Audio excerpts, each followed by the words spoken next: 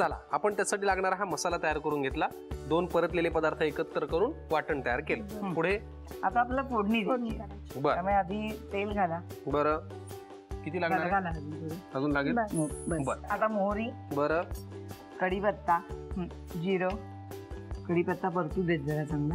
ही कढीपत्त्याची पानं, कढीपत्ता घाल जास्त जरा, हळू हळू हिंग घालायचं ना? हिंग, पुढे हळद,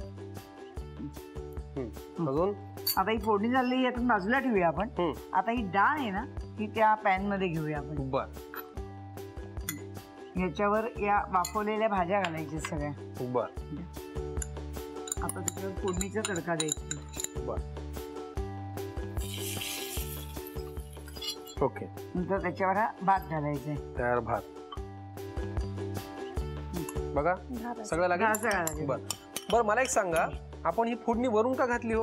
वरून घातली की जास्त टेस्ट येते, खमंग फोडणी होते, तडक्याचा फील येतो। बरोबर ना? हो। पुढे आता नारळ, चिंचेचा कोळ, हा वाटलेला मसाला आणि मीठ हे सगळं याच्यात घालायचं।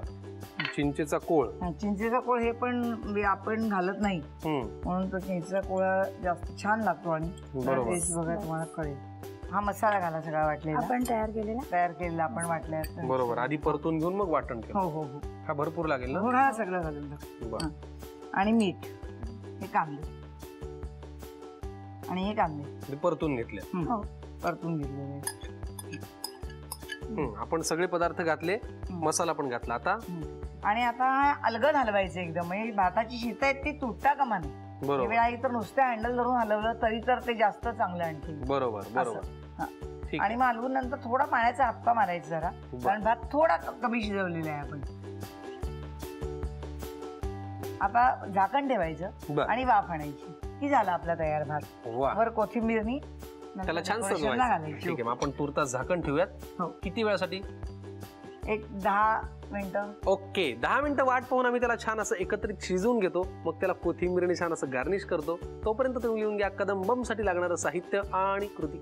कदंबम करण्यासाठी लागणारं साहित्य: शिजवलेली तूर डाळ आणि चणा डाळ, तयार भात, वाफवलेल्या भाज्या, कांद्याच्या चकत्या, चिंचेचा कोळ, ओलं खोबरं, कढीपत्ता, उडीद डाळ, धणे, कोथिंबीर, जिरं, आलं, हिरवी मिरची, लाल मिरची, मोहरी, हिंग, हळद आणि मीठ। कृती: प्रथम फ्राईंग पॅन मध्ये तेल गरम करून त्यामध्ये कांद्याच्या चकत्या परतून घ्याव्यात। फ्राईंग पॅन मध्ये तेल गरम करून त्यामध्ये आलं आणि मिरची परतून घ्यावं। नंतर गरम फ्राईंग पॅन मध्ये उडीद डाळ, लाल मिरच्या आणि धणे घालून एकत्र परतून घ्यावं। एका फोडणी पात्रामध्ये तेल गरम करून त्यामध्ये मोहरी, जिरं, कढीपत्ता, हिंग आणि हळद घालून त्याची फोडणी करावी। परतलेले धणे आणि उडीद डाळ मिक्सर मधून वाटून घ्यावं। फ्राईंग पॅन गरम करून त्यामध्ये शिजवलेल्या डाळी, वाफवलेल्या भाज्या, जिरं आणि मोहरीची फोडणी, तयार भात, खोबऱ्याचा किस, चिंचेचा कोळ, वाटलेला मसाला, मीठ, परतलेला कांदा आणि थोडेसे पाणी घालून पॅनवर झाकण ठेवून एक वाफ घ्यावी। वाफवलेल्या भातावर कोथिंबीरीने सजावट करून डिश सर्व्ह करावी।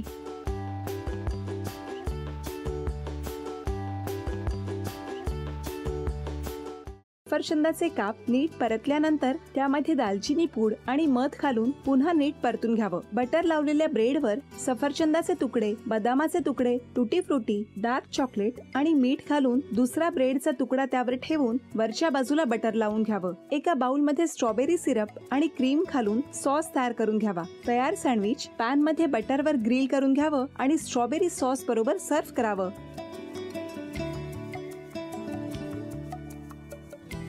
हे जेव्हा बोलत होते तेव्हा मी बघत होतो की या दोघांनी स्वतःचा संसार उभा केलाच, पण स्वतःच्या संसाराबरोबर अनेकांच्या आयुष्यात आनंद निर्माण केला। तो आनंद महत्त्वाचा। हसत राहा, आनंदी राहा असं म्हणत शुभेच्छा देऊया। आणि ही झी मराठीकडून भेटवस्तू डेव्हिड तुमच्यासाठी। अभिनंदन। आणि वहिनींना तथास्तू पुणे यांच्याकडून ही पैठणी। अभिनंदन।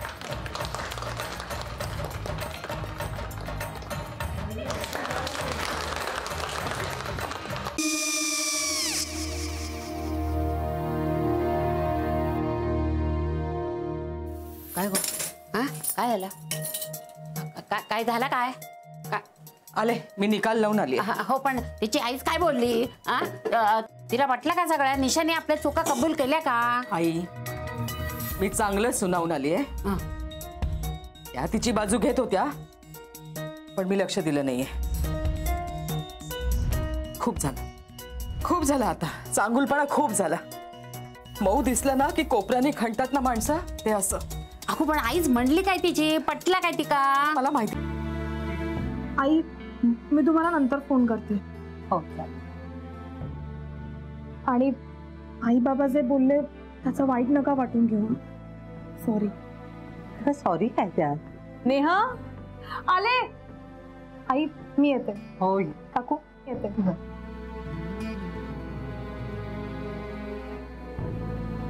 सावकाश जाग. हो हो. मग काय काकू, कधी उडवता लग्नाचा बार? बघूया.